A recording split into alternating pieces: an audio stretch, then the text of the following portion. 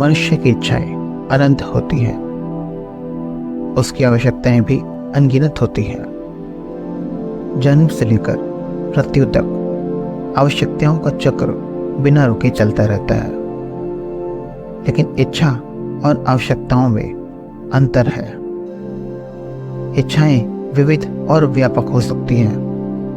हम कोई भी वस्तु देखते हैं और उसको प्राप्त करने की इच्छा करने लगते हैं, परंतु आवश्यकता एक ऐसी इच्छा है जिसके बिना हम नहीं रह सकते, और इस इच्छित वस्तु को प्राप्त करने से मन को बड़ी तृप्ति मिलती है।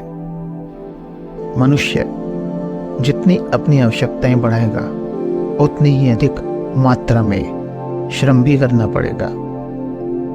यदि आवश्यकताएं थोड़ी हैं तो सीमित धन और श्रम से ही तृप्ति प्राप्त हो सकती है, परंतु जीवन के इस कालचक्र में न इच्छाएं समाप्त होती हैं और न ही आवश्यकताएं।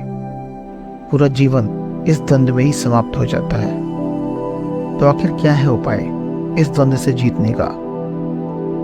शायद इस कहानी में आपको उत्तर मिल जाए। चलिए सुनते हैं, और चैनल पर नए हैं तो सब्सक्राइब जरूर करें। एक बार महात्मा बुद्ध के पास एक व्यक्ति आया और बोला, मैं बड़ा दुखी हूं, कोई उपाय बताइए इससे छुटकारा पाने का। तो बुद्ध बोले, व्यर्थ में चिंतित ना हो, मैं एक कथा सुनाता हूं, इससे अवश्य तुम्हारी समस्या का निवारण होगा। एक बार एक नगर में एक बड़ा ही उदार और परोपकारी व्यक्ति रहता था। वो दान दक्षिणा में कोई कसर नहीं छोड़ता था। जो भी उसके दरवाजे पर आता था खाली हाथ नहीं जाता था।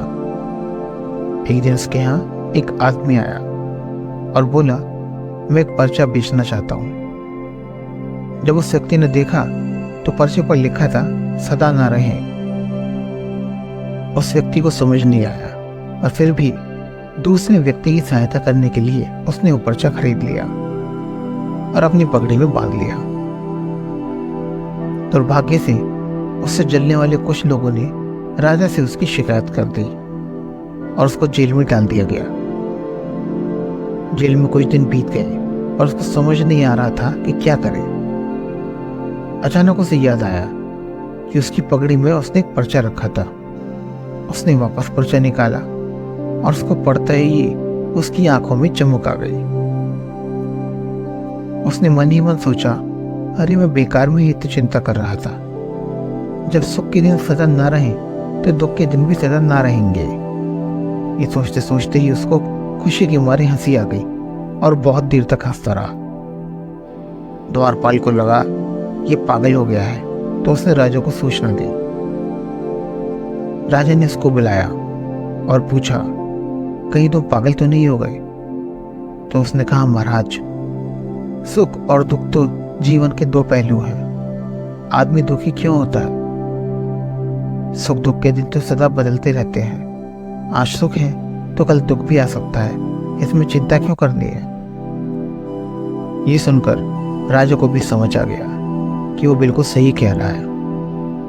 राजा ने उसको स्वतंत्र करके घर भेज दिया, और अब वो व्यक्ति और भी आनंद से रहने लगा, क्योंकि अब उसको पता था कि सुख के साथ साथ दुख के भी दिन हमेशा नहीं रहते। ये कहानी सुनकर बुद्ध के पास आए व्यक्ति का मन भी शांत हो गया और वो भी अपने घर की ओर निकल पड़ा।